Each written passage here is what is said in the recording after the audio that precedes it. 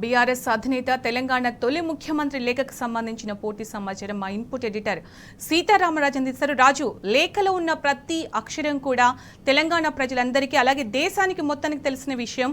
విద్యుత్ విషయంలో 2014 ముందు ఎలా ఉంది, తర్వాత తెలంగాణ రాష్ట్రంలో ఎలా ఉంది, కేసీఆర్ పాలనలో ఎలా ఉంది అనేది అందరికీ తెలిసిన విషయంలో ఈ లేఖలో అన్ని కూడా అక్షర సత్యాలుగా కనిపిస్తున్నాయి. మీరేమంటారు? సునీత, మీరు చెప్పినట్టుగా అత్యంత కీలకమైన అంశాలన్నింటినీ కూడా ఇందులో రాష్ట్ర తొలి ముఖ్యమంత్రి బీఆర్ఎస్ అధినేత కేసీఆర్ గారు వివరించారు.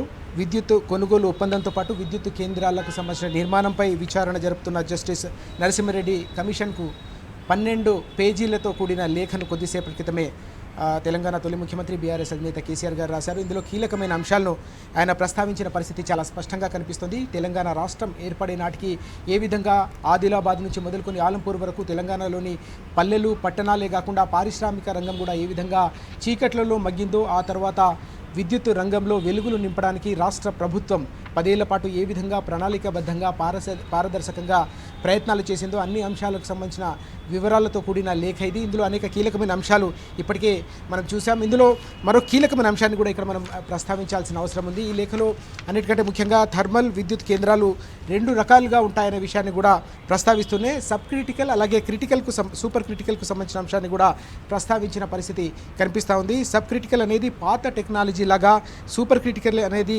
దాని తర్వాత వచ్చిన టెక్నాలజీ లాగా. సూపర్ క్రిటికల్ వల్ల కాలుష్యం తక్కువ అయితే సబ్ క్రిటికల్ కన్నా కూడా సూపర్ క్రిటికల్ ప్లాంట్ నిర్మాణం చాలా ఎక్కువ.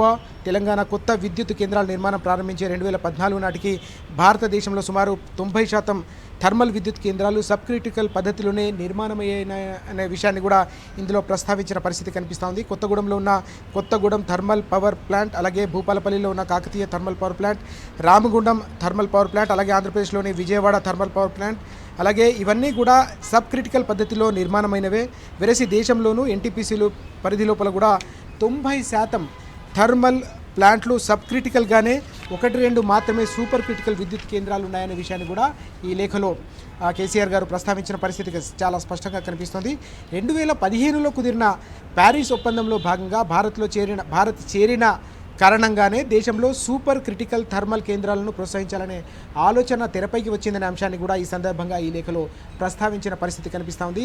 ఈ బ్యాక్గ్రౌండ్లో 2014లో తెలంగాణ రాష్ట్రం ఏర్పడిన విషయం తెలిసిందే. ఈ క్రమంలో తెలంగాణ విద్యుత్ కొరతను తీర్చడానికి ఒకవైపు విద్యుత్ కొనుగోలు ఒప్పందాలు పారదర్శకంగా చేసుకుంటూనే మరోవైపు విద్యుత్ ఉత్పత్తిలో స్వావలంబన సాధించడానికి అవసరమైన కార్యాచరణ, అందులో అప్పటి రాష్ట్ర ప్రభుత్వం కొత్త థర్మల్ విద్యుత్ కేంద్రాలు నిర్మించాలని నిర్ణయం తీసుకున్న విషయాన్ని ఈ సందర్భంగా ప్రస్తావించారు. అప్పటికే దేశంలో భారీ విద్యుత్ కేంద్రాల నిర్మాణంలో పేరెన్నికగన్న అంటే ప్రఖ్యాతిగాంచిన BHEL Bharat heavy electricals limited సంస్థ, ఈ సంస్థకు కేంద్ర ప్రభుత్వ రంగ విభాగమైన ఇది నవరత్న కంపెనీల్లో ఒకటి. అందుకే BHELకున్న ఈ పేరు ప్రఖ్యాతల దృశ్యానే తెలంగాణలో కొత్త థర్మల్ విద్యుత్ కేంద్రాలకు సంబంధించిన నిర్మాణాన్ని కోసం రాష్ట్ర ప్రభుత్వం BHELను సంప్రదించిందనే అంశాన్ని కూడా ఈ లేఖలో కేసీఆర్ గారు ప్రస్తావించారు.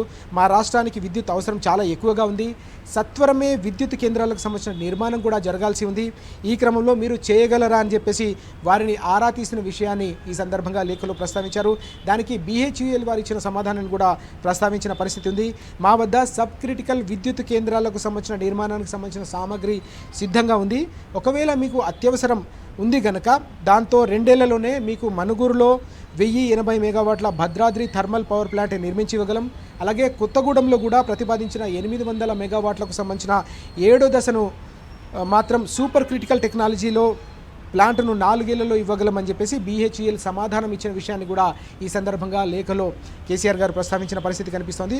దీంతో అప్పుడు తెలంగాణలో ఉన్న తీవ్రమైన విద్యుత్ సంక్షోభం నేపథ్యంలోనే రైతాంగానికి, పారిశ్రామిక రంగానికి, అలాగే ప్రజలకు కూడా నాణ్యమైన నిరంతరాయమైన 24 గంటల విద్యుత్ అందించాలన్న ఒక మహోన్నతమైన ఆలోచనతో ఒక మహాయజ్ఞంలా ఈ కార్యక్రమాన్ని పూర్తి చేయాలన్న ఒక సంకల్పంలో భాగంగానే సత్వరమే కరెంటును అందుబాటులోకి తెచ్చుకోవడం కోసం మనుగూరులో సబ్ క్రిటికల్ పద్ధతిలో థర్మల్ ప్లాంట్ నిర్మాణానికి శ్రీకారం చుట్టబడిందనే అంశాన్ని కేసీఆర్ గారు ఈ సందర్భంగా ఈ లేఖలో వివరించిన పరిస్థితి స్పష్టంగా కనిపిస్తుంది.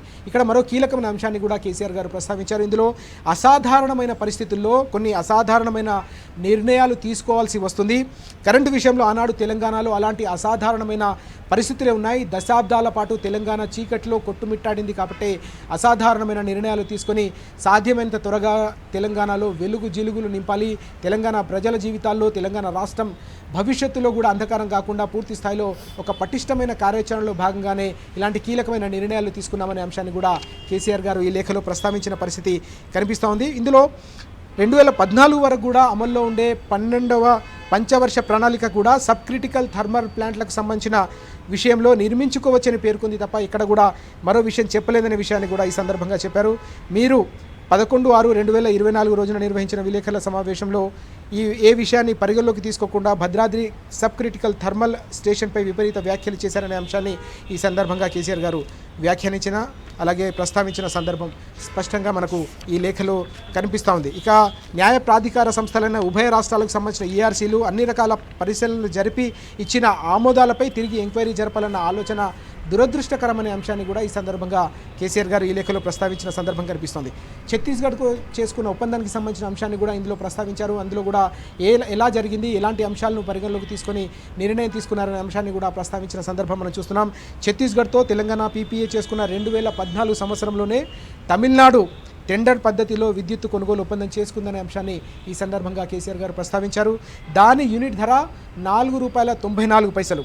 అదే సంవత్సరం కర్ణాటక కూడా టెండర్ పద్ధతిలో పీపీఏ చేసుకుంది. యూనిట్ ధర 4.33 అంటే ₹4.33. ఎన్టీపీసీ సింహాద్రి నుంచి ఉమ్మడి రాష్ట్రంలో నామినేషన్ పద్ధతిలో విద్యుత్ కొనుగోలు ఒప్పందం జరిగింది. కాగా మనం ఛత్తీస్గఢ్తో తెలంగాణ రాష్ట్రం ఛత్తీస్గఢ్తో చేసుకున్న నామినేషన్ పద్ధతిలో చేసుకున్న ఒప్పందం ప్రకారం యూనిట్ ధర ₹3.95 యూనిట్ కొన్న విషయాన్ని కూడా ఈ సందర్భంగా ఈ లేఖలో ప్రస్తావించిన పరిస్థితి కనిపిస్తోంది. ఇంత తక్కువకు యూనిట్ కొంటే ఎక్కువ కాస్ట్ ఎట్లా అవుతుందని కూడా ఆయన ఈ లేఖలో ప్రస్తావించిన సందర్భం స్పష్టంగా కనిపిస్తోంది. అలాగే యాదాద్రి అల్ట్రా మెగా పవర్ ప్లాంట్ని దామరచెర్లలోనే ఎందుకు నిర్మించాల్సి వచ్చింది, ఎందుకు పెట్టాల్సి వచ్చిందనే అంశాన్ని కూడా కేసీఆర్ గారు ఇందులో చాలా స్పష్టంగా వివరాలన్నీ కూడా వెల్లడించిన సందర్భం మనం చూస్తున్నాం. ఒక విద్యుత్ కేంద్రాన్ని ఎక్కడ స్థాపించాలన్నది రాష్ట్ర ప్రభుత్వానికి సంబంధించిన విచక్షణకు సంబంధించిన అంశం అనే విషయాన్ని ఈ సందర్భంగా ప్రస్తావించారు. అనేక విషయాల్ని పరిగణలోకి తీసుకున్న తర్వాత మాత్రమే ఈ స్థలాన్ని ఎంపిక చేశామనే విషయాన్ని కూడా ఈ సందర్భంగా గుర్తు చేశారు.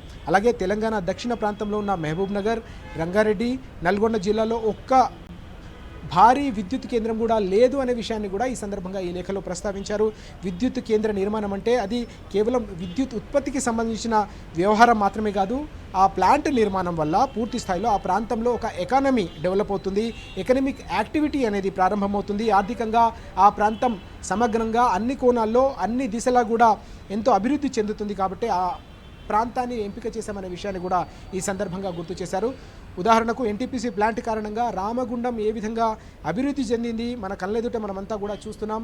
రాష్ట్రంలో వివిధ ప్రాంతాల మధ్య మౌలిక సదుపాయాల కల్పనలో కూడా ఎక్కడ ప్రాంతీయ సమతుల్యత ఉండాలి, ప్రాంతీయ అసమానతలు ఉండకూడదనే ఉద్దేశంతో కూడా వెనుకబడ్డ నల్గొండ జిల్లాలోని దామరచెర్లను ఇందుకోసం ఎంపిక చేయడం జరిగిందనే విషయాన్ని కూడా ఈ లేఖలో ప్రస్తావించిన సందర్భం చాలా స్పష్టంగా కనిపిస్తుంది. మొత్తం మీద ఈ లేఖలో అత్యంత కీలకమైన అంశం మనం ఓవరాల్గా చూసుకుంటే తెలంగాణ అనేది దశాబ్దాల పాటు విద్యుత్తుకు సంబంధించిన సరఫరా సరిగా లేక ఓవైపు వ్యవసాయ రంగం, మరోవైపు పారిశ్రామిక రంగం, మరోవైపు గృహ వినియోగానికి సంబంధించిన విద్యుత్తు కూడా సరిగా లేక గంటల తరబడిగా కరెంటు కోతలు, నాణ్యమైన కరెంటు సరఫరా లేక ట్రాన్స్ఫార్మర్లు అలాగే మోటార్లు కాలిపోయి రైతాంగం తీవ్రంగా నష్టపోయిన పరిస్థితి, ప్రజలు కూడా ఆర్థికంగా చితికిపోయిన సందర్భం.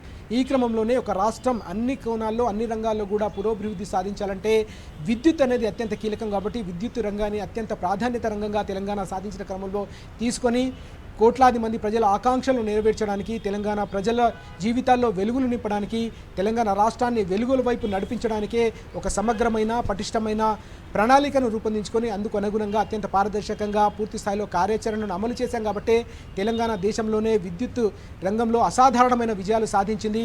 ఈరోజు తెలంగాణ 24 గంటల పాటు నిరంతరమైన నాణ్యమైన విద్యుత్ అందించగలుగుతోంది. అన్ని వర్గాలకు, కేవలం వ్యవసాయ రంగానికే కాకుండా పారిశ్రామిక రంగానికి కూడా నిరంతరాయంగా నాణ్యమైన విద్యుత్ అందించగలుగుతుంది. కాబట్టి ఈరోజు ఒక పరిశ్రమలకు, పెట్టుబడులకు గమ్యస్థానంగా ఒక డ్రీమ్ డెస్టినేషన్గా తెలంగాణ ఎదిగిందనే అంశాన్ని కూడా ఈ సందర్భంగా ఈ లేఖలో కేసీఆర్ గారు వివరించిన పరిస్థితి చాలా స్పష్టంగా మనకు కనిపిస్తూ ఉంది. Sunitha. Right Raju, thank you so much.